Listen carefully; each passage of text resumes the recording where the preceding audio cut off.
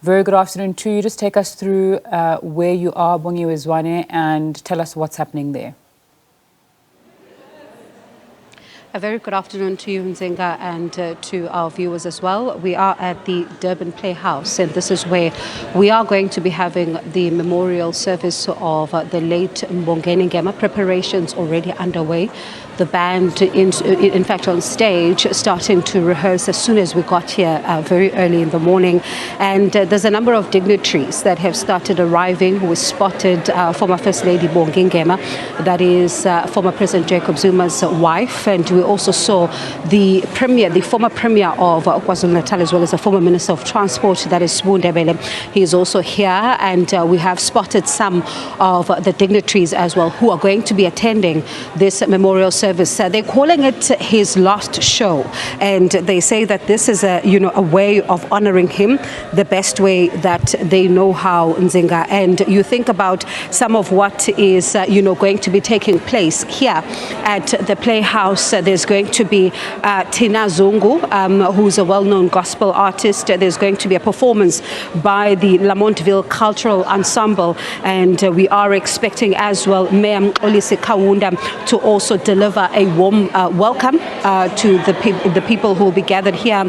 And also we are expecting a performance even by Mbuso Khoza. He's also one of the popular artists here in KwaZulu-Natal, as well as an actor as well. And you are also expecting, that his family, represented by his younger brother, Mbongeni Ngema, will also be speaking at this particular memorial. We are expecting that his children as well will also deliver a tribute to their father.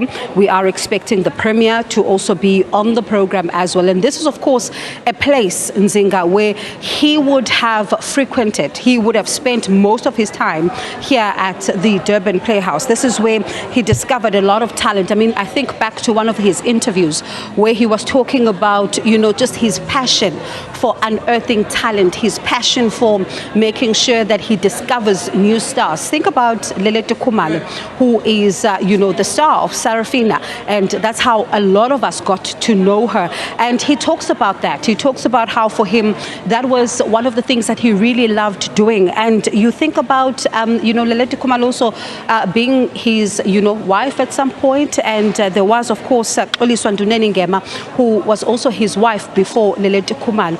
His legacy, Nzinga, is not without controversy. He leaves behind a mixed legacy as well. A number of people still talk about those allegations of gender-based violence that would have been made against him, and others, look at him even in years after that, after those, allegations, those accusations of gender-based violence leveled at him by his former wives, and others are saying he was reformed because he became an anti-gender-based violence activist. But there is, of course, that complication of his legacy when one talks about his contribution to the creative arts fraternity. But you also think about some of the, the accolades that he would have received in Nzinga, and those, for example, 1987, a Tony Award for Asina Mali, which was one of his theatre plays. And his theatre plays, he always said that he used them as a form of protest against the apartheid government, the atrocities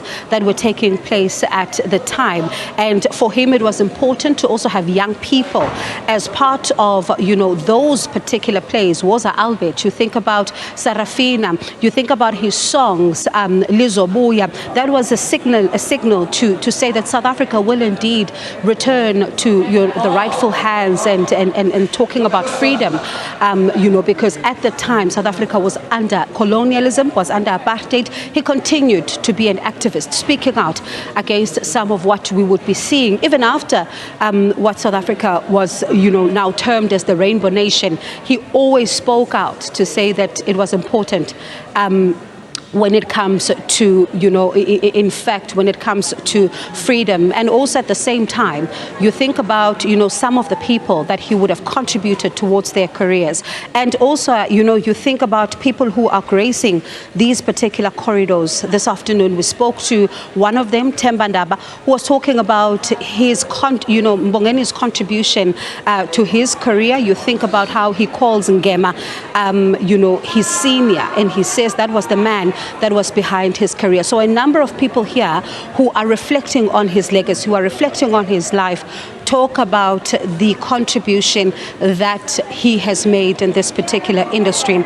And Nzinga, I do understand that my colleague Jade Paulso, who's stationed just outside this particular auditorium and watching those people who are coming in and really making their way inside, is ready. And Jade, if you are able to hear us, tell me what is happening on your side. Well, thank you, Bongiwe. We've actually moved inside the Durban Playhouse, so people are starting to get their seats right now at this moment. And everything that you've said, they have echoed. The man that he was, the special individual that he was, and also the icon that he was. I am joined by some of his close friends in the industry as well that he worked with and traveled with throughout Africa. Dr. Ngidi, thank you so much for joining us. I'm going to go right back to the beginning, your friendship with Mr. Mbongeni Ngema. Well, the friendship started in 1996 in Dobsonville, Soweto, and when he staged Sarafina, we were part of the international delegation, and it has never stopped up until on Saturday when he said Dadi Wetu Unjani, and we were planning to have our meeting. So this has been a steady friendship of camaraderie, but a steady friendship of Pan-Africanism, and we have been resolute that the narrative of the Pan-African experience will always be seen in his works. And I am so proud that today I'm here to celebrate not just a baobab, but a seed of Africa that has germinated across the Africa diaspora. That's what I'm here to celebrate today. And I'm here with two of the stalwarts who understand the work and have been, seen us through this. And one of the things that I want people to remember, that he was very vocal about what the support that was needed for artists, for cultural practitioners, for cultural activists. And that's the legacy we want to honor.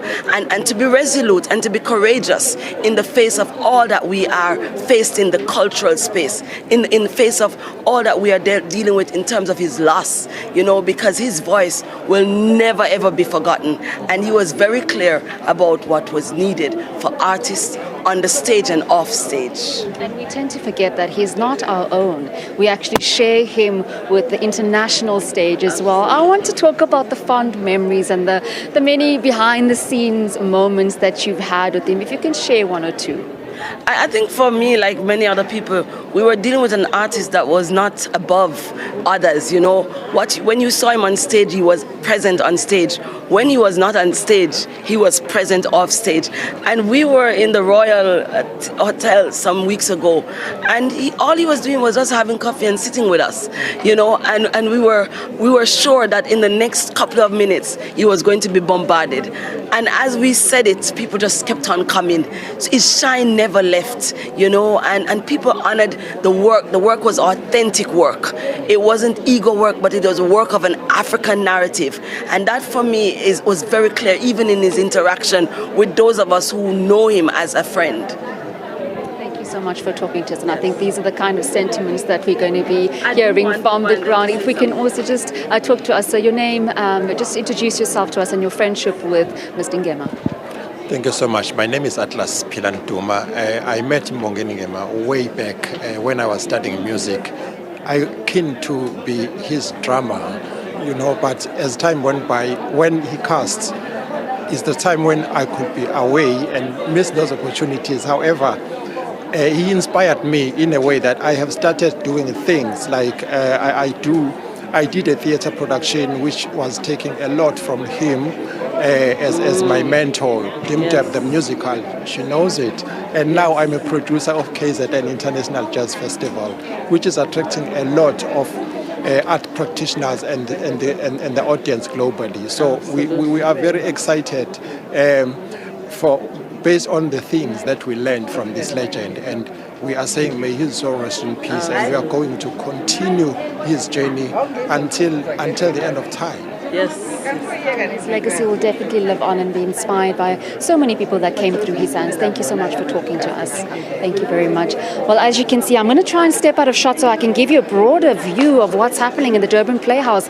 This is going to be the last show, a tribute to the life and times of Mbongeni Ngema, a tribute to the man that he was, so much that he has done for South Africa. When we talk about him, we don't only talk about an artist, we also talk about an anti-apartheid activist who used the theatrics, he used theatre as his tool, as his method to bring about a narrative, to bring about change. And I think as we reflect on many of the speakers that we expecting to talk here today, we'll also reflect on what he did for South Africa, but not only South Africa, for Africa, and on the international stage, as you heard Dr.